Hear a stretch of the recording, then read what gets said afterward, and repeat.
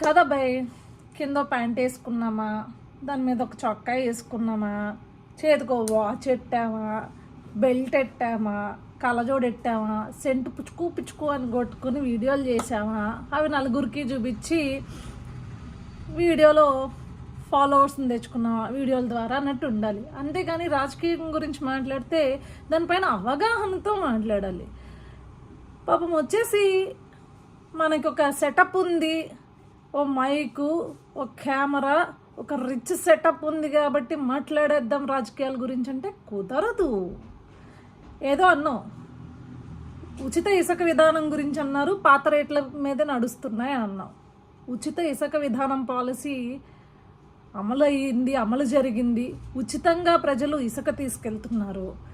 Yes, రేట్లు ఉంటాయి, గత ప్రభుత్వం కన్నా పోలిస్తే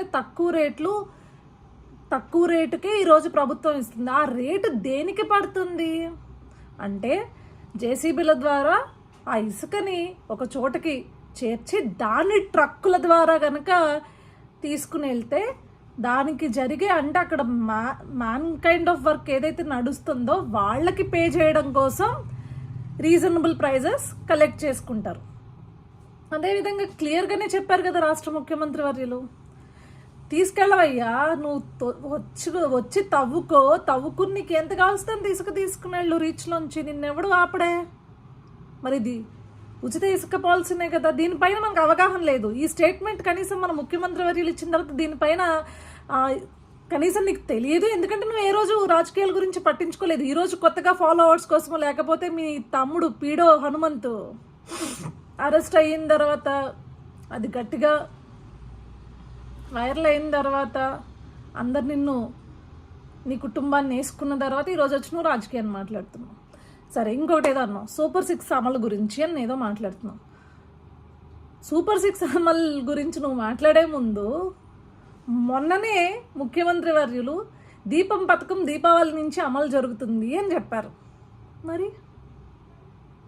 మరేంటి సూపర్ 6 అమలు పరచాలి అంటే ముందు గత ప్రభుత్వం ఏ వ్యవస్థల్లో అసలు అస్తవ్యస్తం చేసిందో వాటన్నిటిని స్థిరీకరణ చేసి ముందు అసలు నిజంగా అస్తవ్యస్తం అయిపోయిన ప్రతిదాన్ని కూడా ఒక లైన్లో తీసుకుని అసలు వీళ్ళు ఏ రకంగా గత ప్రభుత్వం వాళ్ళందరూ కూడా డెస్ట్రాయ్ చేశారు పూర్తిగా వ్యవస్థల్ని, ఆర్గనైజేషన్స్ అన్నిటిని చూసి దాన్ని సరి చేసుకుంటూ ఈరోజు ఒక డెసిషన్ తీసుకుని జనాల వరకు మనం ఒకటి తీసుకెళ్తున్నాం అంటే ఒక ప్రాపర్గా ఇచ్చే పరిస్థితి ఉండింది.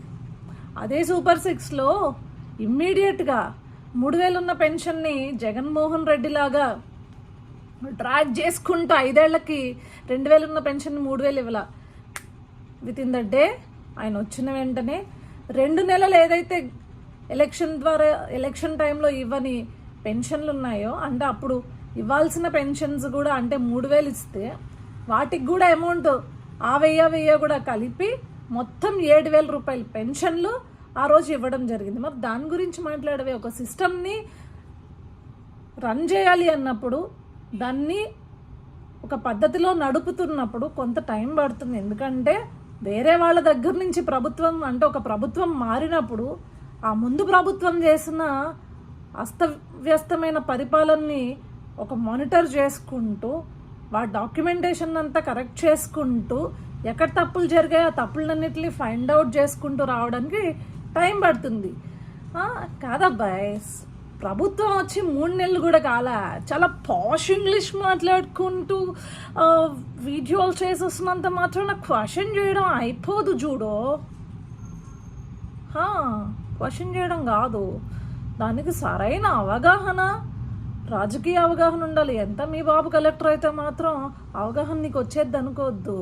నువ్వు పుచ్చుకొని సెంట్లు కొట్టుకుని వీడియోలు చేసుకో, ఈ సన్ స్క్రీన్ బాగుంటుందా లేకపోతే ఈ మేకప్ ఐటమ్ బాగుంటుందా ఇది చేసుకో, దానికి బాగుంటావు నువ్వు. అంతేగాని ఇట్టు వచ్చి మాట్లాడుకో. రివర్స్ అటాక్లో మేము వీడియోలు చేస్తే ఏడుస్తూ కూర్చుంటాం అంతే.